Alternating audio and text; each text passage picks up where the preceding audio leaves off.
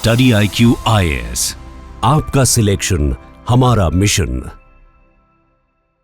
नमस्कार दोस्तों, मैं हूं मंगल सिंह और मेरे साथ आप देख रहे हैं स्टडी IQ एक्सप्लेन्स। मेरे पीछे जो ये तीन लोगों की आप फोटो देख पा रहे हैं, ये किन्हीं तीन लोगों की फोटो नहीं है, ये एक्चुअली करोड़ों इंडियन आदमियों की फोटो है।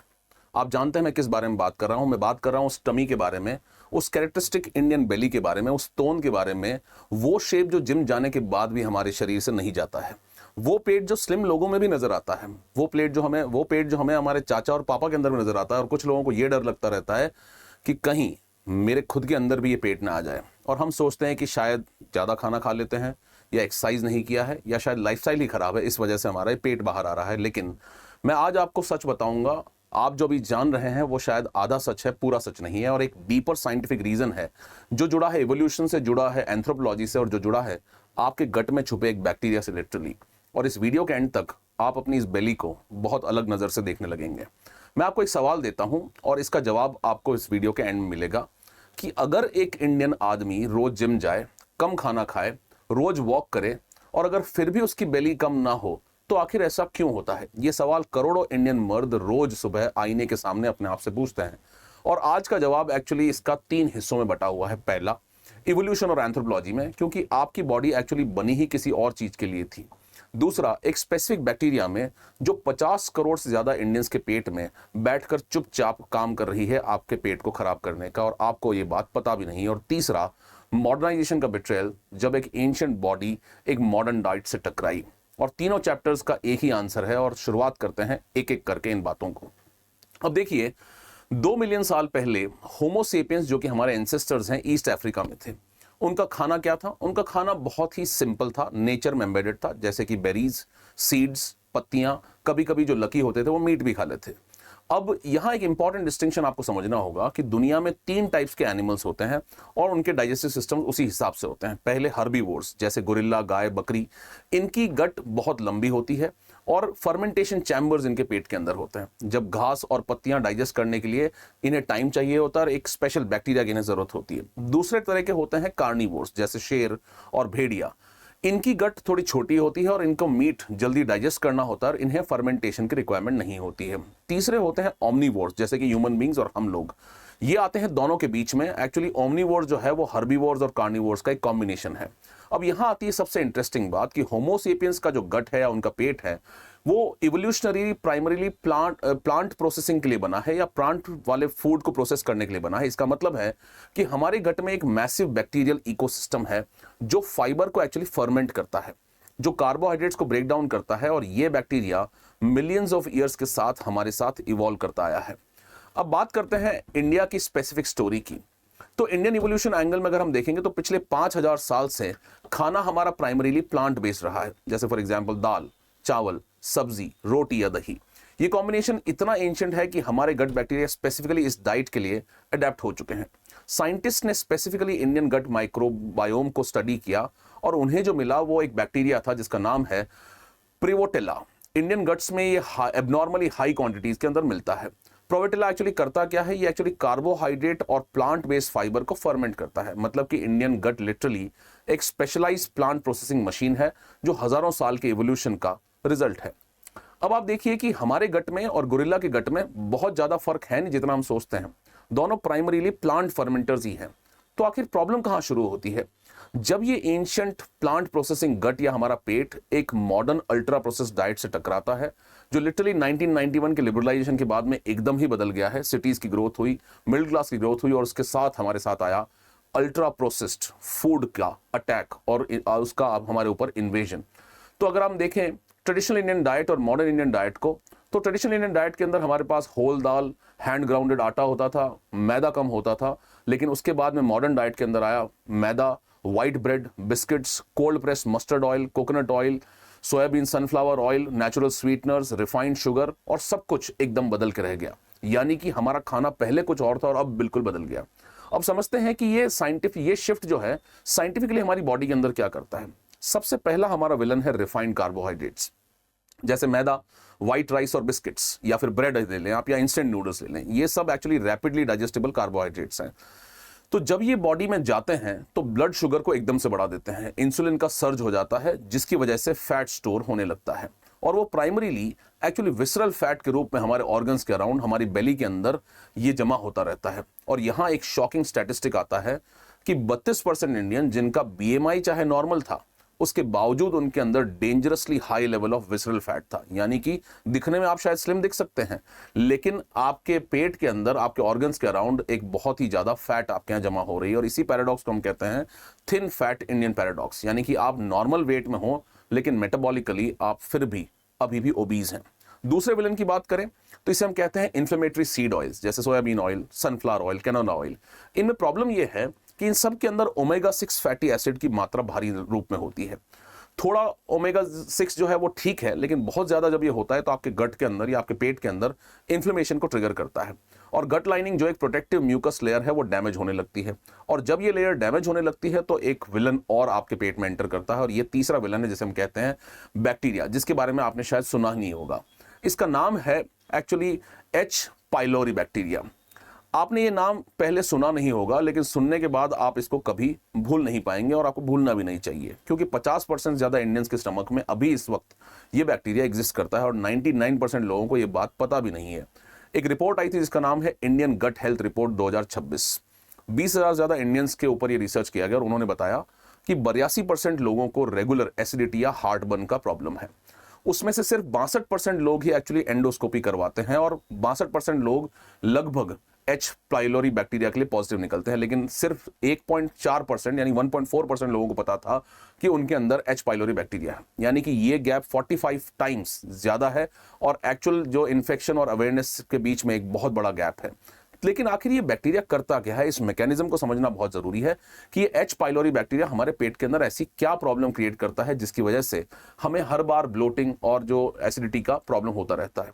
पहला काम है कि आपके स्टमक के अंदर एक्चुअली हाइड्रोक्लोरिक एसिड होता है, जिसे हम कहते हैं HCl एसिड। ये एसिड करता क्या है, ये खाने को डाइजेस्ट करता है, बैड बैक्टीरिया को मारता है, और जो भी आप खाते हैं उसमें आते हैं विटामिन B12 और आयरन, उसको एब्जॉर्ब करने में भी आपकी हेल्प करता है। ये एसिड आपका actually first line of defence है। लेकिन ये जो एच पाइलोरी बैक्टीरिया है, इस एसिड अटैक से भी बच जाता है। ये एक जीनियस बैक्टीरिया है। वो डायरेक्टली एसिड में नहीं रहता, वो एक एंजाइम प्रोड्यूस करता है जिसे हम कहते हैं यूरिएज एंजाइम। ये एंजाइम स्टमक के अंदर अमोनिया बनाता है, अमोनिया एसिड को न्यूट्रलाइज करता है, और एक सेफ टाइनी जोन अपने आसपास बना रहता है जहां ये एच पाइलोरी सर्वाइव कर जाता है एसिड होने के बावजूद। जैसे कि लगता है कि क्रिमिनल जो खुद के आसपास एक शील्ड बना ले। अब तीसरे स्टेप में ये क्या करता है, एच पाइलोरी स्टमक की प्रोटेक्टिव म्यूकस लाइनिंग को धीरे धीरे डैमेज करना लगता है। जब म्यूकस लाइनिंग वीक हो जाती है तो स्टमक एसिड खुद स्टमक वॉल को इरिटेट करना शुरू कर देता है, जिसकी वजह से होता है गैस्ट्राइटिस और chronic stomach inflation. Peptic ulcers develop हो सकते हैं इसकी वजह से, और लॉन्ग टर्म में एक्चुअली स्टमक कैंसर का खतरा भी बहुत ज्यादा बढ़ जाता है। चौथा स्टेप क्या होता है, जब आपकी स्टमक डैमेज होती है इस तरह से, जब उसकी लाइनिंग डैमेज होती है तो खाना प्रॉपर्ली डाइजेस्ट नहीं कर पाती है। और प्रॉब्लम यहां आती है कि जब पार्शियली डाइजेस्टेड फूड होता है, स्मॉल इंटेस्टाइन के अंदर रह जाता है, तो स्मॉल इंटेस्टाइन में जो बैक्टीरिया जो नॉर्मली वहां नहीं होने चाहिए, ये अनडाइजेस्टेड फूड फर्मेंट करना शुरू कर देते हैं। और इस कंडीशन को एक नाम से कहा जाता है जिसे हम कहते हैं Saibo, small intestinal bacterial overgrowth. यानी कि फर्मेंटेशन में प्रोड्यूस होती है गैस, हाइड्रोजन, मीथेन, और ये गैस कहीं नहीं जाती है, वो एक्चुअली आपके एब्डोमेन में या आपके पेट के अंदर कलेक्ट होती रहती है। और इसी की वजह से इसका रिजल्ट क्या होता है, ब्लोटिंग और डिस्टेंटेशन। वो कैरेक्टरिस्टिक है इंडियन प्रोट्रूडिंग बेली का। आपने देखा होगा कि शाम के वक्त आपको बहुत ज्यादा ब्लोटिंग महसूस होती है। वो बेली जो आपको लगती है कि फैट है, वो सिग्निफिकेंटली एक्चुअली ब्लोटिंग है या गैस की वजह से है और इन्फ्लेमेशन की वजह से है। फैट उसका सिर्फ एक पार्ट है, मना नहीं कर रहे हैं कि उसमें फैट नहीं है, क्योंकि विसरल फैट तो वहां है ही, लेकिन साथ साथ ब्लोटिंग एक बहुत बड़ा प्रॉब्लम है। अब प्रॉब्लम ये होती है कि इसकी वजह से जो साइबो वाली जो बेली होती है, इसका कनेक्शन क्या है, ये कैस्केडिंग इफेक्ट पैदा करती है हमारे पेट में, एक डोमिनो इफेक्ट पैदा करती है, जिस डोमिनो इफेक्ट को हमें समझना बहुत ज्यादा जरूरी है। अब देखिए, एच पाइलोरी स्टमक एसिड को वीक करता है, उस वीक एसिड की वजह से बैक्टीरिया थ्राइव करते हैं, जिसकी वजह से साइबो होता है, जिसकी वजह से फर्मेंटेशन और गैस बनती है, और जिसकी वजह से आपकी बेली बाहर आने लगती है। और यहां वो स्टैटिस्टिक्स आपको बताऊंगा जो आपको शॉक कर देगा। इंडिया में एच पाइलोरी इन्फेक्शन रेट 60 से 80% तक है, और कई सारी क्लिनिकल स्टडीज में पाया गया, यानी कि 10 में से 6 से 8 इंडियंस को इस बैक्टीरिया से इन्फेक्शन है। ये इन्फेक्शन कैरी कर रहे हैं हम लोग साइलेंटली, बिना किसी जानकारी के, और उन्हें लगता है कि यार शायद खाना ज्यादा खा लिया है, इसकी वजह से उन्हें ब्लोटिंग की शिकायत है, उनका पेट बाहर आ रहा है। अब देखते हैं एक और बहुत बड़ा कारण जिसे हम कहते हैं इवोल्यूशनरी मिसमैच। अब एक स्टेप अगर हम पीछे जाएंगे और एंथ्रोपोलॉजिकल पर्सपेक्टिव से देखेंगे तो ये पूरा प्रॉब्लम एक नाम से डिस्क्राइब हो सकता है, जिसे हम कहते हैं इवोल्यूशनरी मिसमैच। यानी कि सिंपल मतलब इसका, आपकी बॉडी हजारों साल के इवोल्यूशन में एक पर्टिकुलर एनवायरनमेंट में रहने के लिए बनी थी, एक पर्टिकुलर डाइट खाने के लिए बनी थी, और फिर एनवायरनमेंट बहुत तेजी से बदला और डाइट भी साथ साथ बहुत तेजी से बदली, लेकिन हमारे जीन्स अभी भी चेंज नहीं हुए। अगर हम पिछले कई सालों के बदलाव की बात करें तो हमने 10,000 साल पहले ही खेती शुरू की थी। उस खेती जब हमने शुरू की तो हमने सीरियल्स उगाए, दालें उगाई और सब्जियां उगाई। 500 साल पहले अगर हम इंडिया की बात करें तो इंडिया में ट्रेड रूट्स आने लगे और कुछ नए इंग्रेडिएंट्स इंट्रोड्यूस हुए। 75 साल पहले इंडिया इंडिपेंडेंट हुआ और कुछ अर्बनाइजेशन शुरू हुआ, और 35 साल पहले एक बहुत ही जबरदस्त चेंज आया जिसे हम कहते हैं 1991 का लिबरलाइजेशन, प्राइवेटाइजेशन, ग्लोबलाइजेशन रिफॉर्म्स। लेकिन उसके साथ हमारी डाइट में जो चेंज आया उसे हम कहते हैं अल्ट्रा प्रोसेस्ड फूड का एक्सप्लोजन। अर्बन इंडिया में मैदा, सीड ऑयल्स, पैकेज्ड फूड और बिना फर्मेंटेशन वाले फूड आपको दिलाए जा रहे हैं, वो आप खाए जा रहे हैं, और बॉडी को अडेप्ट करने में मिनिमम 10,000 साल चाहिए। जीन म्यूटेशंस को प्रोपोगेट होने में जनरेशंस लग जाते हैं, लेकिन हमारी डाइट में लगभग तुरंत जो चेंज आया है 35 साल के अंदर, इसकी वजह से हमारे यहाँ मेजर प्रॉब्लम हो रही है। आपका गट 2026 में जी रहा है, लेकिन आपका डीएनए 1991 के पहले की डाइट के लिए अडेप्टेड है। यानी कि पहले की दुनिया में वो एक्सपेक्ट कर रहा है कि वैसा खाना आप खाएंगे, और ये मिसमैच एक्चुअली हर एक इंडियन की बेली में बहुत ही क्लियरली विजिबल है। तो अब आते हैं उस बहुत इंपॉर्टेंट सवाल को जो हमने शुरू किया था। वो सवाल जो हमने वीडियो के शुरुआत में दिया था कि इंडियन बेली की वजह लाइफस्टाइल नहीं है, तो आखिर क्या वजह है जिसकी वजह से इंडियंस की बेली जो है बहुत बड़ी आती है। अब आपका आंसर पूरा है। पहली लेयर है इवोल्यूशन, यानी कि इंडियन गट हजारों साल से प्लांट प्रोसेसिंग के लिए स्पेशलाइज हुआ था। कार्बोहाइड्रेट फर्मेंटेशन हमारे लिए नेचुरल है, लेकिन जब रॉन्ग बैक्टीरिया इस फर्मेंटेशन को हाईजैक कर लेता है तो उसकी वजह से होता है आपके पेट में गैस और ब्लोटिंग, जो कि आपके अंदर बेली के रूप में नजर आता है।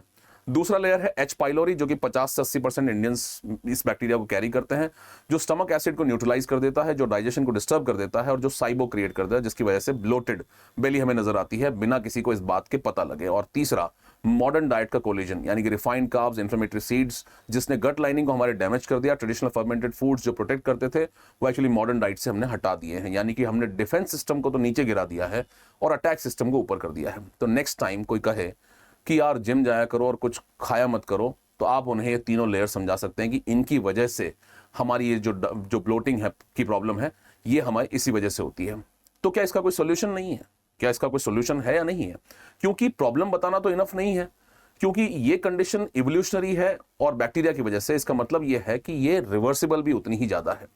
अगर हम कुछ चेंजेस लाएं हमारी लाइफस्टाइल में तो उसकी वजह से शायद हम इस सिचुएशन को काफी रिवर्स कर सकते हैं। 5 हैबिट्स जो हैं जो आप अपना सकते हैं जिसकी वजह से आप इस सिचुएशन को चेंज कर सकते हैं। पहली है कि आप रिफाइंड कार्बोहाइड्रेट्स को अपने फूड से हटा दीजिए, यानी कि जैसे मैदा, white bread, biscuits, package snacks, इन सब में जो आप कल से बंद कर सकते हैं वो बंद करिए। और रिफाइंड कार्बोहाइड्रेट्स बैड बैक्टीरिया का प्राइमरी फूड सोर्स होते हैं एक्चुअली, और इन्हें कट करते ही वो बैक्टीरिया भूखा मरने लगेगा। दूसरा सबसे इंपॉर्टेंट स्टेप आप ले सकते हैं कि प्रोटीन को पहले खाने लगे हर डाइट के अंदर। दाल, अंडे, पनीर, दही और मछली, इनको आप पहले खाएं। क्यों पहले खाएं? क्योंकि प्रोटीन स्लोली डाइजेस्ट होता है, ब्लड शुगर को भी स्लोली स्पाइक करता है और बैड बैक्टीरिया को फ्यूल नहीं देता, जिसकी वजह से पनपते नहीं है पेट के अंदर, और धीरे धीरे इसकी वजह से गट लाइनिंग आपकी रिपेयर होने लगती है और उसे रिपेयर होने में हेल्प करता है। स्पेसिफिकली एक ग्लूटामाइन एमिनो एसिड होता है जिसकी वजह से आपका पेट जल्दी रिपेयर हो जाता है। तीसरा स्टेप जो आप ले सकते हैं उसे हम कहते हैं इंटरमिटेंट फास्टिंग, यानी कि हमें अपने पेट को कुछ रेस्ट देना चाहिए।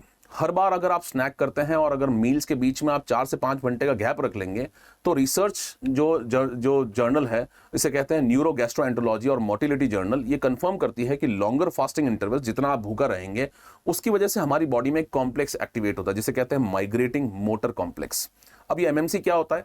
ये गट की नेचुरल क्लीनिंग वेव है। ये लेफ्ट ओवर फूड और बैक्टीरिया को स्वीप करके बाहर निकाल देता है।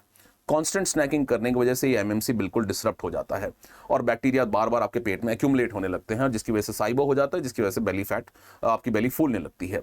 और चौथा इंपॉर्टेंट इंटरवेंशन आप कर सकते हैं कि जो ट्रेडिशनल फर्मेंटेड फूड से आपके खाने में, उन्हें आप वापस अपने खाने में लेके आएं। जैसे कि दही आप यूज करें, इडली डोसा या ढोकला, इन सभी को आप ऐड करें। ये सब प्रोबायोटिक रिच होते हैं, ये बेनिफिशियल बैक्टीरिया को फीड करते हैं और एच पाइलोरी और बैड बैक्टीरिया को ये आउट कॉम्पीट कर देते हैं। और सबसे इंटरेस्टिंग फैक्ट, इंडियन क्यूजीन यानी कि इंडियन खाने में ये फूड हजारों साल से हमारे एसेंशियल गट मेडिसिन की तरह काम कर रहे थे बिना हमें ये बात बताए। 5वां काम आप कर सकते हैं, जो सीड ऑयल्स आप कंज्यूम कर रहे हैं इन्हें चेंज कर लीजिए। Refined soybean oil, sunflower oil, इनमें एक्चुअली ओमेगा 6 की मात्रा बहुत ज़्यादा होती है, जिसकी वजह से एक्सेसिव इन्फ्लेमेशन होता है। तो बेटर ऑप्शंस आपके लिए हो सकते हैं मस्टर्ड ऑयल, जिसके अंदर ओमेगा 3 का रेशियो थोड़ा बेटर होता है, या कोकोनट ऑयल, जिसके अंदर मीडियम चेन ट्राइग्लिसराइड्स होते हैं और एंटीबैक्टीरियल प्रॉपर्टीज भी होती हैं। और तीसरा सबसे इंपॉर्टेंट है हमारे पास देसी घी, जिसके अंदर ब्यूटाइरेट का बहुत इंपॉर्टेंट सोर्स है और वो हमारी गट लाइनिंग को रिपेयर भी कर देता है। इसके साथ साथ आप 4 टारगेटेड न्यूट्रिशनल रूल्स को फॉलो कर सकते हैं। पहला, मेथी दाना जिसे हम कहते हैं फेनुग्रीक सीड्स, प्रूवन है इसके गट बेनिफिट्स। स्लो डाउन करता है ये ग्लूकोज के एब्जॉर्प्शन को, रिड्यूस करता है गट इन्फ्लेमेशन को, और एंशिएंट इंडियन मेडिसिन और मॉडर्न साइंस ने इस बात को कंफर्म किया है। एक बहुत अच्छा कॉम्बिनेशन है जिसे हम कहते हैं हल्दी और काली मिर्च का कॉम्बिनेशन, और ये पोटेंट इन्फ्लेमेटरी है, जिसकी वजह से आपका इन्फ्लेमेशन कम हो सकता है।